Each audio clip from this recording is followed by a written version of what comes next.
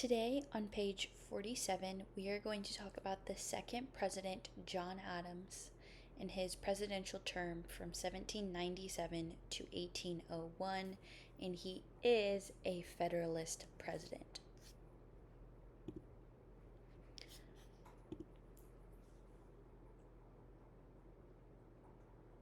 John Adams is our second president.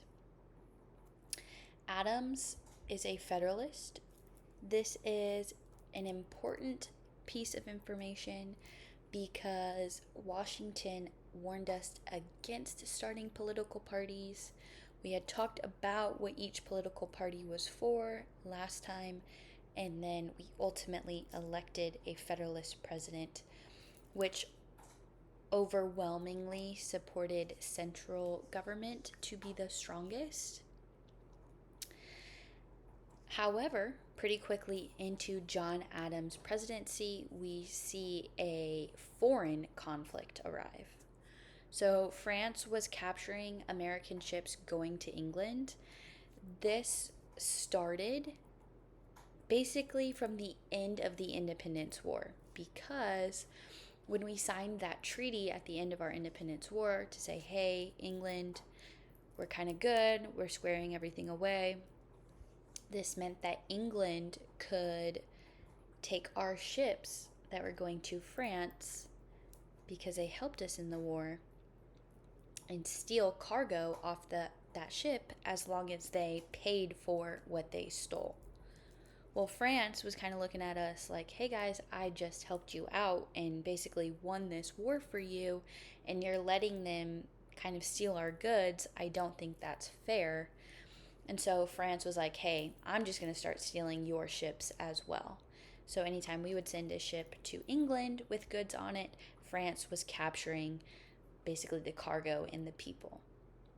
Now, obviously, this is not good. They're stealing our goods. And so the president at the time, Adams, is going to send delegates to France. These delegates are people that speak for our country, and for the protection of their identity, in the transcripts in the government, they are named as X, Y, and Z. And this will become the XYZ affair. Now, this was a huge deal because these delegates, these speakers on behalf of America, were bribed. So when they went over to France, they started to be in communication with people in France, and they were like, hey, we'll pay you this amount of money if you just kind of like let it go, right? If you let France go for stealing your things. And they will take a quite hefty payment. Now, nothing else will come of this, right? So they were bribed, they take the payment, but they were unable to settle the disagreement going on.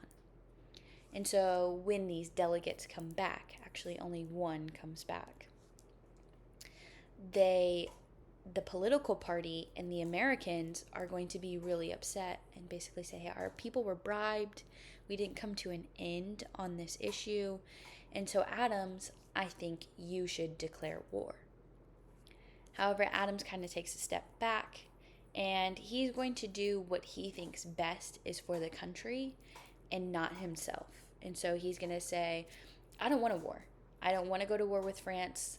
Like George Washington said before me, I think we should keep our business, and not really get involved with others. Now, his vice president at the time is Thomas Jefferson, and Thomas Jefferson is going to disagree with Adams and actually really push for this war to take place. Now, Adams ultimately is the president and gets the final say, but this will create quite a complicated relationship with French immigrants and France itself. Especially as a Federalist, John Adams is in support of England.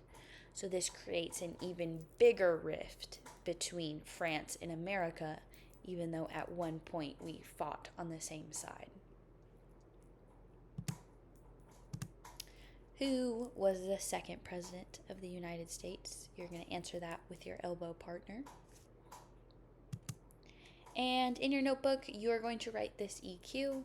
Why did Adam choose not to go to war? And then you're going to answer that. We have the Alien and Sedition Acts. So this is coming out of exactly the XYZ affair, the bribing, the overall disagreement with France. Now, the word alien refers to somebody entering a country that they are not from.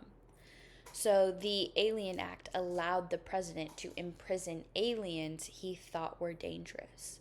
And of course, the aliens he thought were dangerous was the French immigrants, right? Because they were bribing and they were very angry and upset with the Americans. We basically didn't do what they had hoped when we went over to France for the XYZ affair. And the second part of this is something called the Sedition Act, which made it a crime to criticize a U.S. government. And this comes into play with our First Amendment, right? Your RAPs, your freedom of religion, assembly, press, petition, and speech. If we would like to criticize the government, we may. And this could be the news outlets, which is free press. This could be us speaking, that is going to be free speech.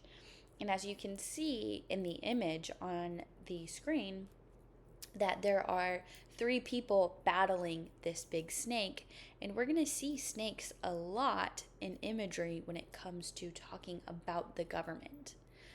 And so these 3 little kids are battling this big deal because Adams is a federalist, right? He believes that central government is more, in charge than state government. And he brought this behemoth of a bill, right? This sedition bill that has a very angry snake, which, shows lying and deceit. And these little children with nothing but a stick are trying to defeat it. Well, that's exactly what's going on, right? You can't end something that the president has now put into place unless we call into something of it being unconstitutional. But so far, we're really struggling to dampen the president's power. However, we have Jefferson and Madison who wrote the Virginia and Kentucky resolutions, and they will claim that the Alien and Sedition Acts were unconstitutional, and these will be nullified or ignored, right? Because after a bill does not go into effect after so long, it can just be ignored and it will basically be forgotten about and not renewed, and so it is no longer a law to follow. And we really see Adams, though his presidency is short-lived. In fact, we don't really talk about him much after this. He really does change the way we look at the presidency and the Constitution, right? You have George Washington, who started all of these new examples of what presidents could be and starts to pay off the debt and uses domestic force and becomes this hero in our eyes. And so we go from George Washington to Adams, who kind of fizzles out and maybe doesn't set the best example for the next presidents. And so that's something we do see take place, which will cause our next president to be voted for and officially approved.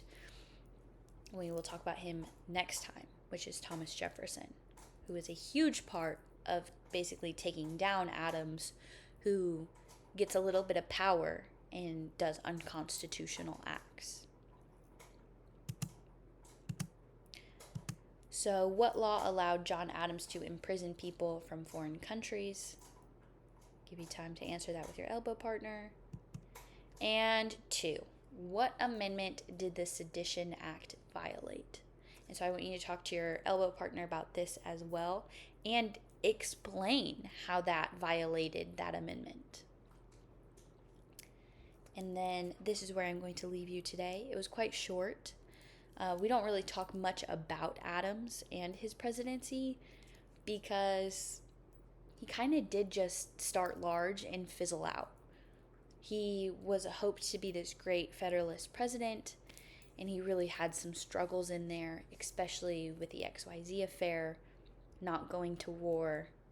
The Alien and Sedition Acts just overall kind of dampen his presidency and make him look like maybe not the best candidate for us.